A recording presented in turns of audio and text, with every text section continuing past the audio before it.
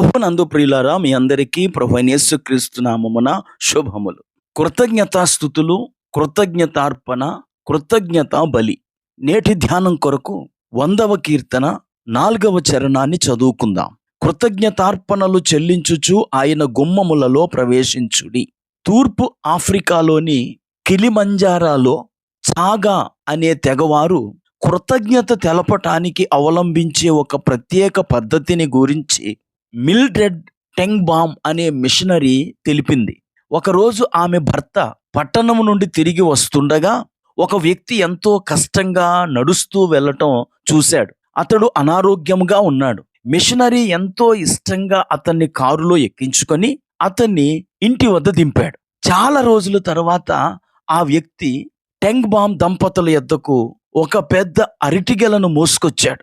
టెంగ్బామ్ తన పట్ల కనుపరిచిన దయను జ్ఞాపకం చేసుకొని ఆ అరటి పండ్లను బహుమానంగా ఇస్తూ కృతజ్ఞత తెలియచేశాడు. యథార్థమైన కృతజ్ఞత పదాలకు పరిమితం కాదు, అది ఇంకా అధికంగా కోరుకుంటుంది. మనము పొందిన సహాయానికి బదులుగా ఇతరులకు ఏదైనా ఇవ్వటం వారి రుణం తీర్చుకోవటానికి కాదు, వారి నుండి మనము పొందిన మేలుకు ప్రతిగా మనము కనుపరిచే కృతజ్ఞతలో భాగమది. ఈ సందేశం యొక్క ప్రారంభంలో నేను 3 పదాలు ఈ వీడియోకు శీర్షికగా ప్రకటించాను. వాటిలో మొదటిది కృతజ్ఞతాస్తుతులు. ఈ పదము బైబిల్ గ్రంథంలో 90 సార్లు రాయబడి ఉంది. దేవుడు మనకు చేసిన మేలులను బట్టి మనము మొదటగా దేవునికి కృతజ్ఞతాస్తుతులు చెల్లించాలి. ఇలాగు కృతజ్ఞతాస్తుతులు చెల్లించటానికి మనకి రూపాయి ఖర్చు అవ్వదు.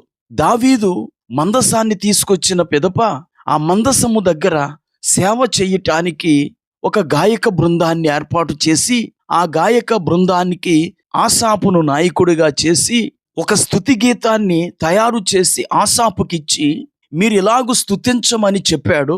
ఆ స్తుతి కీర్తన యొక్క ప్రారంభ వచనం ఇలాగుంటది. మొదటి దినవృత్తాంతముల గ్రంథం 16వ అధ్యాయము 8వ వచనం, యెహోవాకు కృతజ్ఞతాస్తుతులు చెల్లించుడి. ప్రియులారా, మనందరము ఇంతవరకు మనలను కాపాడిన దేవునికి మొదట కృతజ్ఞతాస్తుతులు చెల్లించాలి. దీనిని జిహ్వా ఫలము అని అపోస్తలుడైన పౌలు హెబ్రీయులకు రాసిన పత్రిక 13వ అధ్యాయము 15వ వచనంలో తెలియచేశాడు. కాబట్టి ఆయన ద్వారా మనము దేవునికి ఎల్లప్పుడూ స్తుతి యాగము చేయుదము, అనగా ఆయన నామమును ఒప్పుకొనుచు జిహ్వా ఫలము అర్పించుదము. ప్రియులారా, ఈ సంవత్సరం అంతా ప్రభు మనలను కాపాడినందుకు, ఈ సంవత్సరంలో ఆయన మనకు చేసిన మేలులన్నీ గుర్తు చేసుకొని ఒక్కొక్క దానికి కృతజ్ఞతాస్తుతులు చెల్లిస్తే అది దేవునికి స్తుతియాగం అవుతుంది. దేవుడు మనలను దీవిస్తాడు. ఇక రెండవదిగా కృతజ్ఞత అర్పణ. ఆ చాగా తెగ వ్యక్తి, ఆ మిషనరీ తనకు చేసిన సహాయాన్ని బట్టి ఒక అరటి పండ్ల గెలను తీసుకెళ్లి కృతజ్ఞత తెలియచేసినట్లు మనము కూడా దేవునికి కృతజ్ఞత అర్పణ చెల్లించి కృతజ్ఞత తెలియచేయాలి. ఈ కృతజ్ఞతార్పణ అనే పదం బైబిల్లో 7 సార్లు మనకు కనబడుతుంది. ఈ సంవత్సర కాలములో దేవుడు మనలను ఎన్నో అపాయాల నుండి, ఎన్నో రోగముల నుండి, ఎన్నో ప్రమాదముల నుండి విడిపించాడు, తప్పించాడు. మనము ఆయనకు వట్టి చేతులతోనో వట్టి పెదవులతోనో స్తుతులు చెల్లిస్తే సరిపోదు, అంతకు మించి మనం దేవునికి చెల్లించాలి. అదే కృతజ్ఞత అర్పణ. మనము చదువుకున్న మూల వాక్యములో అనగా 100వ కీర్తన 4వ చరణములో దావీదు భక్తుడు అంటున్నాడు, కృతజ్ఞతార్పణలు చెల్లించుచు ఆయన గుమ్మములలో ప్రవేశించుడి. ప్రియులారా, ఈ సంవత్సర పంతంలో దేవుడు నిన్ను కాచి కాపాడినందుకు నీవు కృతజ్ఞతాస్తుతులతో పాటు కృతజ్ఞత అర్పణగా కొంత కానుకను దేవునికి సమర్పిస్తే ఆ కానుక నీ కృతజ్ఞతను బలపరిచినదై నీకు వీలు కలుగు చేస్తుంది. అందుకే బైబిల్ గ్రంథంలో భక్తుడు అంటాడు, ఒకడు ఇచ్చు కానుక వానికి వీలు కలుగు చేయును. ఈ సంవత్సరాంతంలో దేవుని సన్నిధికి మీరు వట్టి చేతులతో వెళ్తున్నారా, లేదా కృతజ్ఞత అర్పణతో దేవుని సన్నిధిలో ప్రవేశిస్తున్నారా? మూడవదిగా కృతజ్ఞత బలి. ఈ పదము బైబిల్ గ్రంథంలో 3 సార్లు మనకు కనబడుతుంది. లేవీ కాండము 22వ అధ్యాయము 27వ వచనాన్ని చూడండి. మీరు కృతజ్ఞత బలియగు పశువును వధించినప్పుడు అది మీ కొరకు అంగీకరింపబడునట్లుగా దానిని అర్పింపవలెను. ఇక్కడ కృతజ్ఞత బలి అని ఉంది. దీని అర్థం ఏమిటి? మనం ఏదైనా జంతువును తీసుకొని దేవుడికి బలి ఇవ్వాలా?